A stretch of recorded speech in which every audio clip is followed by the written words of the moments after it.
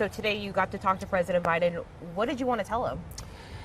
Well, wanted to make sure that he knew that we had his back with regard to the advocacy of the bipartisan border legislation, which is a good faith compromise reached because President Biden has reached across the aisle and worked with Republicans and Democrats in the Senate to craft legislation that will be the largest step forward in immigration reform and modernization of our immigration system in the last 30 years. It provides the resources necessary at the local level to deal with the impacts, the local impacts of the migration issue. It also has resources for Border Patrol and Homeland Security to deal with the actual border crossings, as well as preventing the flow of fentanyl into our country. So there's a lot of things in this bipartisan legislation that are important for local communities, that are important for our country, important for national security, and it needs to be brought to the floor for debate, and it needs to be passed. How is the migration issue impacting San Antonio?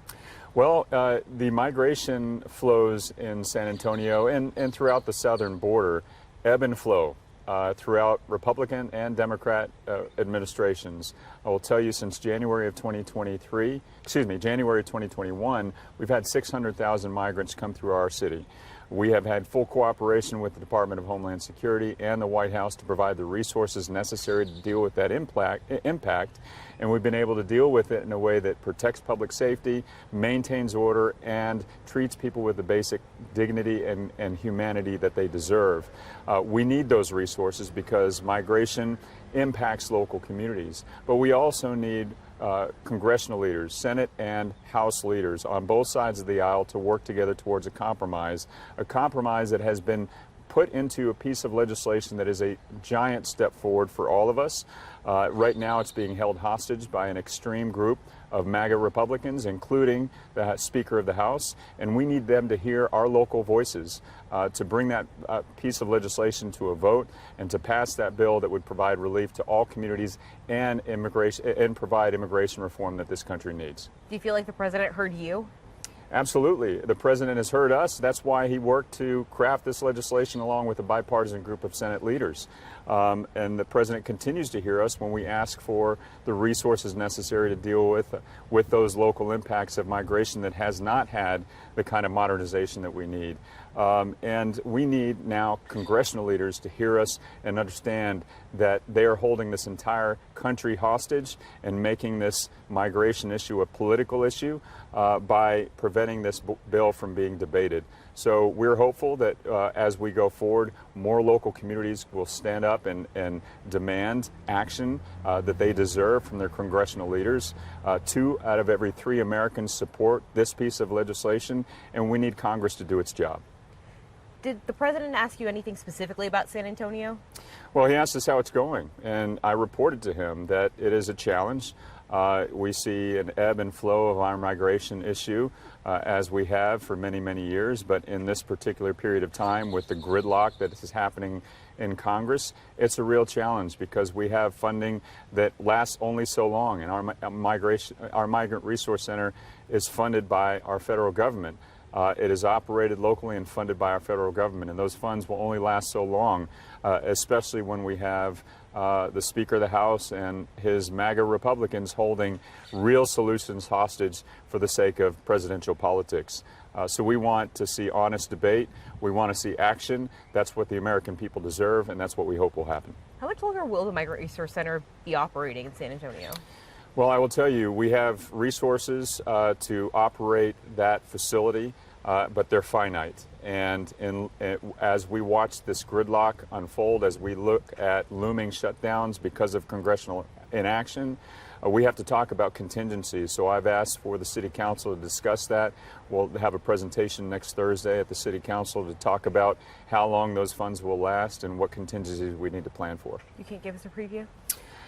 You know, this border issue is so very frustrating, Daniela, because it is less an immigration crisis as it is a political crisis. There's 114 million people all around the world that are displaced, the most since World War II. What is uniquely American in our political system right now is that we have an extreme group of MAGA Republicans who are bending for a former president who wants to see this border crisis turned into a political win by using the kind of corrosive politics that have driven us to this point.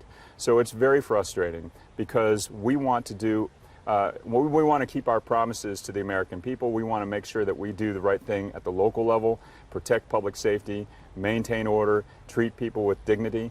We have been able to do that because we've had the cooperation from the White House and from the Department of Homeland Security. Right now, this extreme group is holding legislation hostage that would allow us to continue to do that, as they are also preventing Border Patrol and Homeland Security from doing its job at the border. It's very frustrating, but we're going to continue to fight to make sure that congressional leaders hear us and that ultimately they do the right thing for the American public.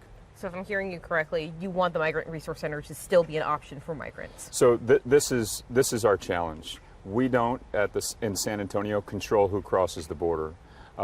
We don't control who comes into San Antonio. The folks who come, the migrants who arrive to San Antonio are here legally through the asylum process that MAGA Republicans refuse to even debate.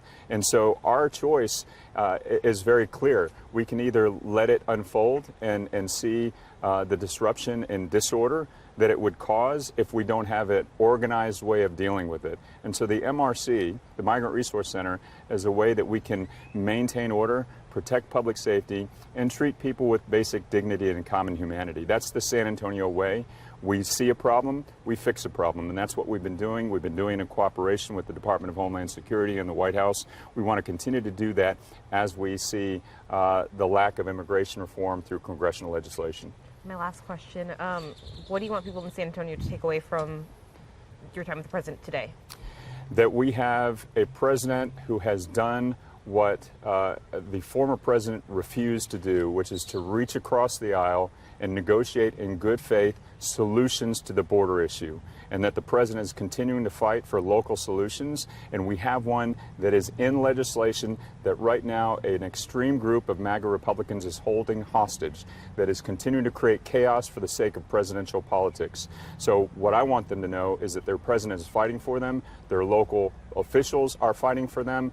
Our intention, again, is to maintain order, protect public safety, treat people with compassion, to continue to do that, and we're hoping that Congress hears our words. Thanks for watching KSAT. If you're on YouTube, don't forget to like and subscribe to stay up to date with San Antonio's latest news and weather.